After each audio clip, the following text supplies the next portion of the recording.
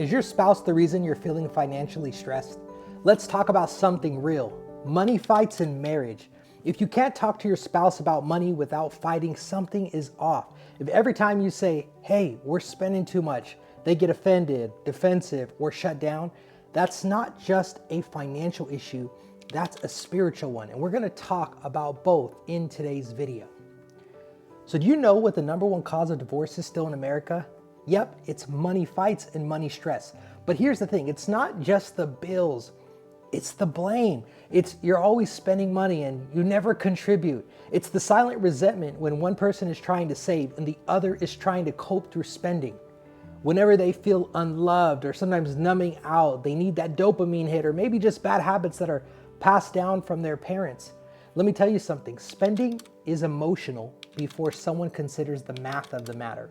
And most of the time, your spouse isn't buying out of greed, they're buying out of need, a need for comfort or validation or escape. And sometimes even a false sense of reality by saying, this is a need. And you're like, no, honey, that is not a need. And you go back and forth, which I have a solution for, which I'll share in a second.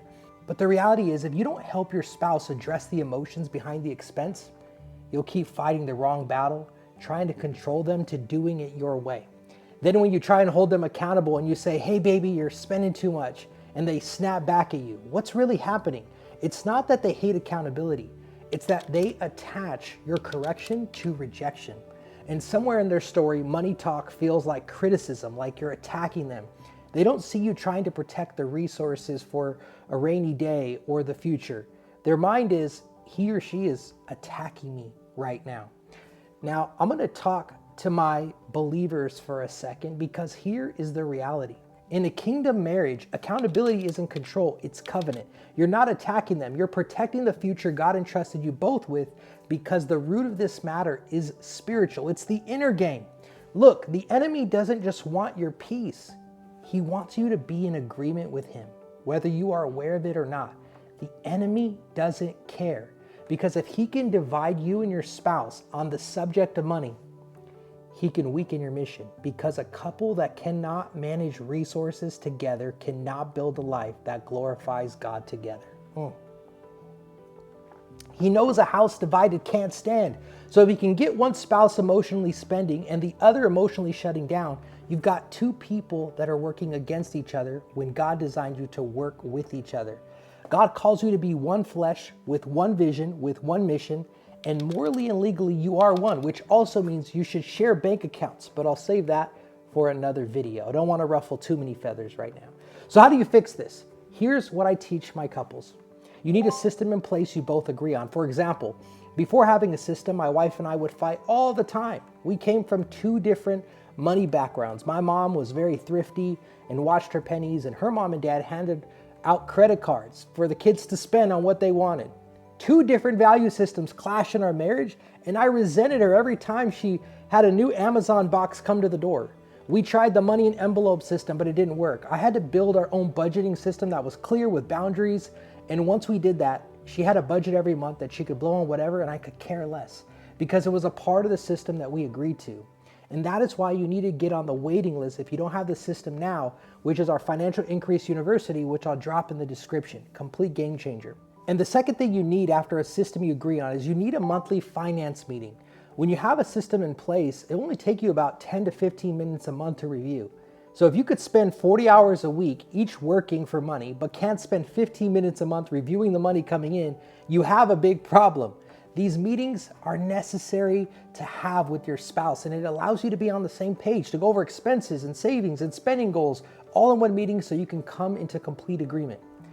The third thing I'll say is you have to learn how to talk about money objectively instead of personally. That is why the system is there, because once you have a system, you no longer need to fight because you become accountable to the system you both agreed to. When you don't have a budgeting system, it's based on your value system. Likely those two don't match if you're already not on the same page, hence why you're fighting about money. You can't have one person that feels one way about money and another person that feels another way about money, and then you're trying to talk about it without a system you agree on. So that's the next thing. Then that will lead us in step 4. You need to define a shared vision with your finances. Ask, what's the financial picture God is calling us to build? Visions remove accusations and turns the you into we. which this generation is not used to. Women today believe your money is my money and my money is my money. Wrong. That is the world's way and not God's way, unless your husband has blessed that mindset and then God bless him. And some husbands, you got to be careful to not control your wife with money by not letting her spend a dime. This is we, not just you. Just because you earn more doesn't mean you can control her. So if you're the spender, I want you to know you're not bad with money. You just need healing where money becomes your comforter. And if you're the saver, stop shaming your spouse. They don't need a lecture. They need leadership. And in a marriage, you don't need a controller or a critic. You need a partner in stewardship. Look, God's word is clear. Two are better than one, for they have a good return for their labor. That means when you're in unity, your finances multiply faster. Proverbs says, a wise man builds his house, but a foolish one tears it down with his own hands.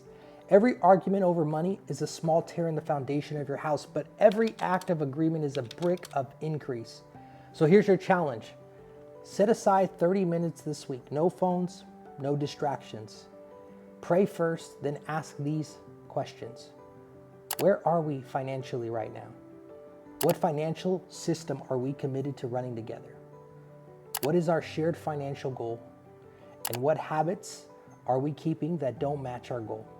You'll be amazed at how much peace comes when you pray before you plan. Marriage isn't supposed to be a financial battlefield. It's supposed to be a partnership under God's blueprint. And if you're ready to stop fighting about money and start growing together in stewardship, I want to invite you to join the wait list for our Financial Increase University. It's a community where we help you and your family become the financially fittest you. Because when you and your spouse get into agreement with heaven's blueprint, increase doesn't just happen in your wallet, it happens in your marriage. So in review, ask your spouse, have we come into agreement with the system we both believe in? Do we have monthly scheduled meetings to review our progress? And do we need to set boundaries and intention on how we can communicate about money from a kingdom perspective and not our own? These are some great questions that I'll leave you with today. And if you like this conversation, stay tuned for the next videos coming out and make sure to get on the wait list that's in the description. Hope this helps you increase today.